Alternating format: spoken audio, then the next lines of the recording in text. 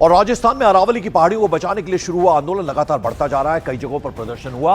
अरावली पर्वतमाला की रक्षा और पर्यावरण संरक्षण के लिए 24 दिसंबर से अब प्रदेश भर में अरावली आंदोलन की शुरुआत होने जा रही है। इससे पहले राज्य के कई सारे हिस्सों में कांग्रेस के छात्र संगठन एनएसयूआई और दूसरे कांग्रेस कार्यकर्ताओं ने जबरदस्त तरीके से प्रदर्शन किया। 24 दिसंबर को अब अरावली आंदोलन की शुरुआत सिरोही जिले के माउंट आबू से होनी है, जहां से पैदल जनयात्रा निकाली जाएगी। ये यात्रा गांव-गांव, गली-गली होते हुए लगभग 1000 किलोमीटर का फासला सफर तय करेगी।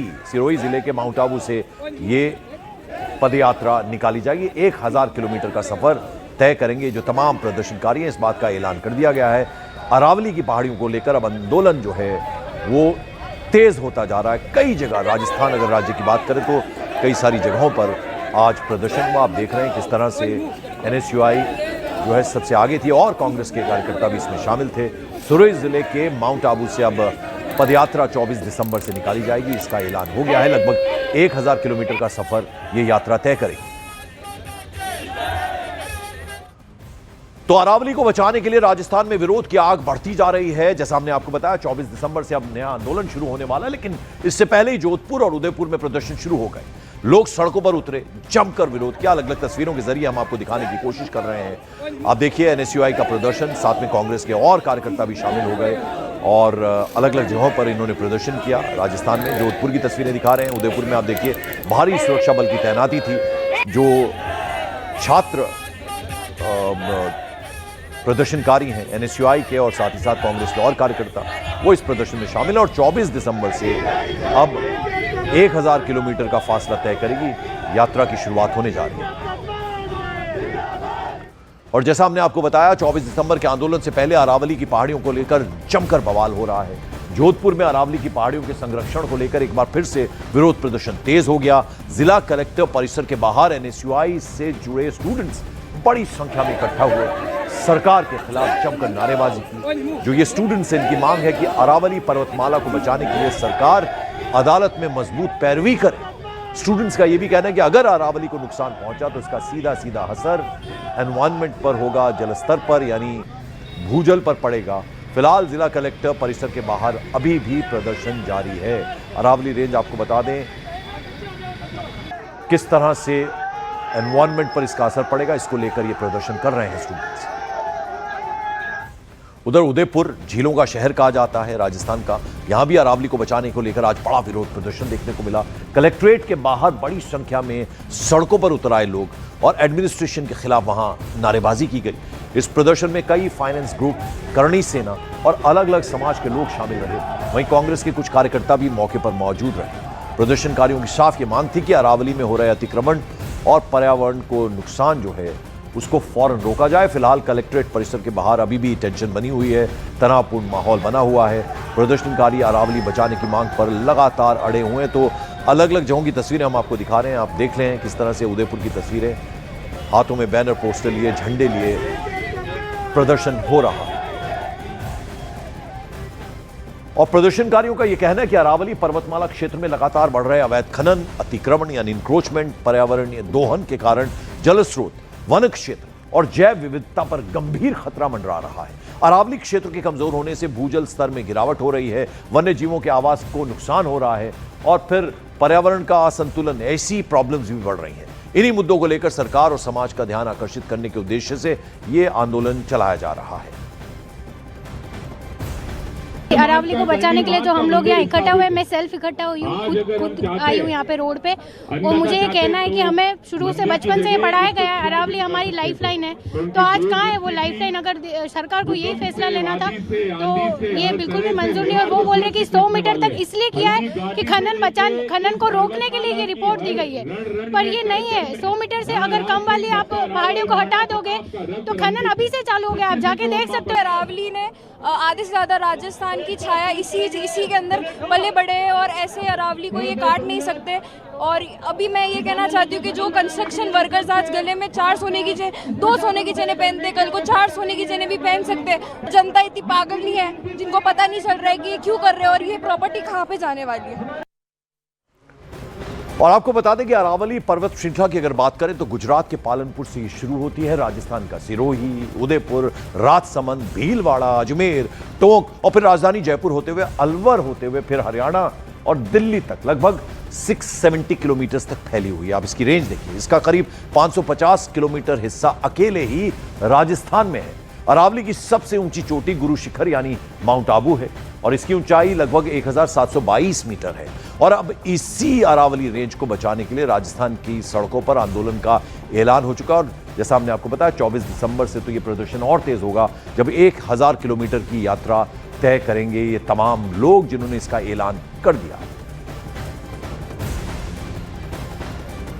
तो एक तरफ अरावली को बचाने के लिए आंदोलन हो रहा है तो वहीं दूसरी ओर उसे बचाने के लिए सुरक्षा कवच भी तैयार किया जा रहा है। कुछ खास उपाय किए गए हैं। इसके लिए अरावली की पहाड़ियों की परिभाषा स्पष्ट की गई है। अब 100 मीटर से ऊंचा और ढलान वाला इलाका पहाड़ी माना जाएगा। साथ ही साथ आसपास की 500 मीटर की पहाड़ियां भी पर्वतमाला में मानी जाएंगी और जो नया नियम तैयार होने तक नया खनन पट्टा जारी नहीं होगा, यह भी ऐलान किया गया। टाइगर रिजर्व संरक्षित क्षेत्रों में खनन पूरी तरह से प्रतिबंधित होगा।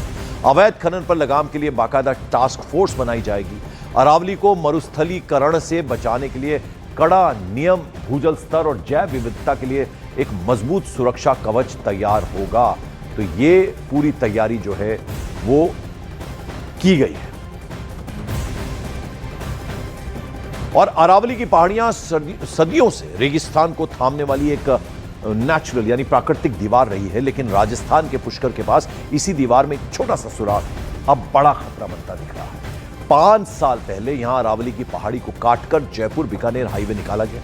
ये वही इलाका है जहां एक तरफ मरुस्थल है और दूसरी ओर अरावली के हरे भरे डिस्ट्रिक्ट्स हैं, जैसे ही पहाड़ी कटी, रेत के पहाड़ अरावली को लांघते हुए अजमेर की ओर बढ़ने लगे। यहां अरावली की ऊंचाई सिर्फ 50 मीटर से नीचे रह गई है। न्यूज 18 इंडिया के कैमरे से जरा एक ये ग्राउंड रिपोर्ट देखिएगा। अरावली की पहाड़ियां हैं, वहीं से एक तरह से फर्स्ट लाइन ऑफ डिफेंस है जहां से रेगिस्तान को रोकती है आगे बढ़ने से। रेगिस्तान जो आधे राजस्थान के बाद में अरावली के इसी रेंज में यहाँ पर रुकता है। उसके बाद में आगे अरावली रेंज शुरू होती है जो दिल्ली तक जाती है। ये तस्वीर देखिए कि अब इस तस्वीर से समझिए, सामने जो कटी हुई पहाड़ियाँ, हाईवे, ये हाईवे एक बनाया गया कुछ ही वक्त पहले।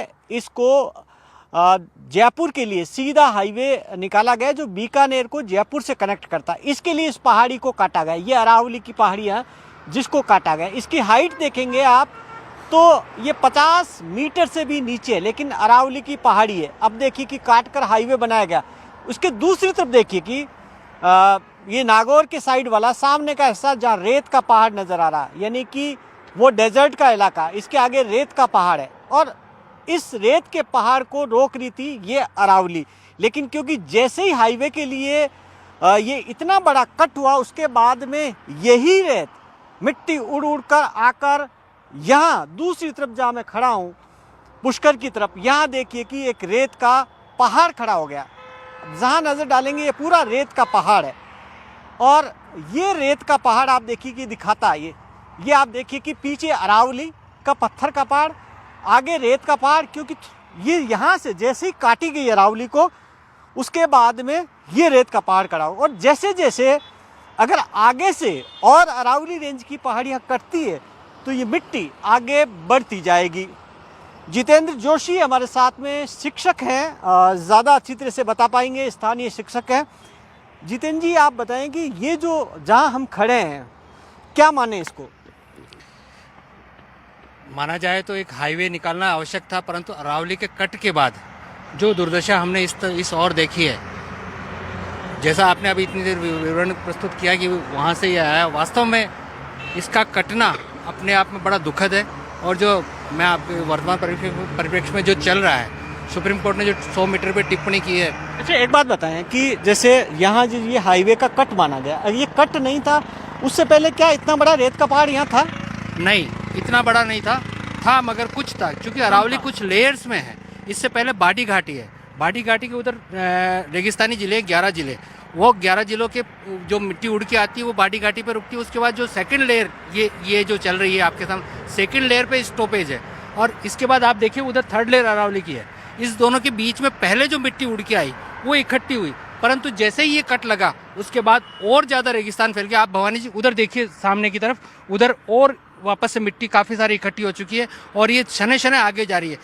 ये कई हजार वर्षों का प्रोसेस रहा होगा, परंतु ये कुछ ही वर्षों में ये इस कट के कारण नजर आने लगा और इस प्रकार जब और कट लगेंगे तो क्या स्थिति होगी आप समझ सकते हैं। तो अरावली की पहाड़ियों पर अवैध खनन की जो कंप्लीट हुई, इस पर रिसर्चर सुनील हरसाना क्या कहते हैं, जरा उनकी बात भी सुनिए। फरीदाबाद के मोहताबाद इलाके में इस वक्त मेरी मौजूदगी है, जो दिल्ली से तकरीबन सटा हुआ है, एक बॉर्डर एरिया ही इसको अगर आप कहें। जहां मैं खड़ी हूं ये पर्वत श्रृंखला है। नवंबर में ये पर्वत श्रृंखला अरावली का हिस्सा थी, नए नियम के अनुसार शायद नहीं है।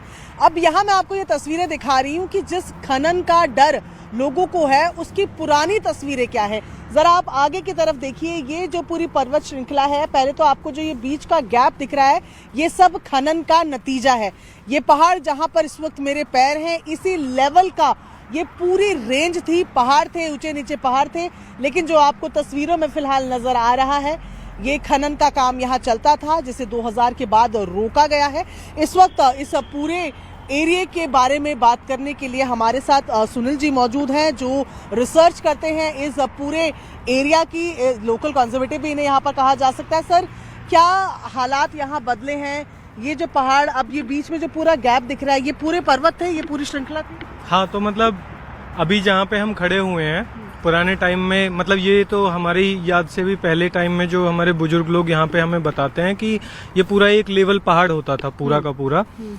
90s में जब दिल्ली से शिफ्ट होकर के क्रेसर जॉन इधर शिफ्ट हुआ तो उस टाइम पे यहाँ पे माइनिंग शुरू हुई और स्टार्टिंग जो माइनिंग थी वो बजरी के लिए होती थी। तो बजरी, ये जो खान है ये बजरी की खान है, जनरली ये बजरी के लिए कंसीडर होती थी। आप ये देख रहे हो बीच की जो लेयर है, इनके थ्रू गाड़ियां ऊपर आती थी, नीचे से वो खोद खोद करके लाते थे। और अगर आप इसमें एक नजर और मारो तो बीच में ना आपको एक बाउंड्री दिख रही होगी। ये बाउंड्री जो है ये दिल्ली और हरियाणा की बाउंड्री है। इसके अंदर का जो एरिया है वो असोला वाइल्ड लाइफ सेंचुरी है। तो माइनिंग का एक और जो इम्पैक्ट है वो ये है कि आप कितना भी कंट्रोल माइनिंग चलाओ, लेकिन उसका जो इम्पैक्ट है वो सराउंडिंग एरिया तक भी जाता है। अगर देखा जाए तो लॉजिकली ये हरियाणा की माइनिंग थी तो ये वहां तक खत्म हो जानी चाहिए थी, लेकिन इस माइनिंग क्वेरी का जो क्षेत्रफल है वो इस बाउंड्री से जितना हरियाणा की साइड में नहीं है उससे ज्यादा उस साइड में, मतलब दिल्ली में उन्होंने इतनी इलीगल माइनिंग कर दी।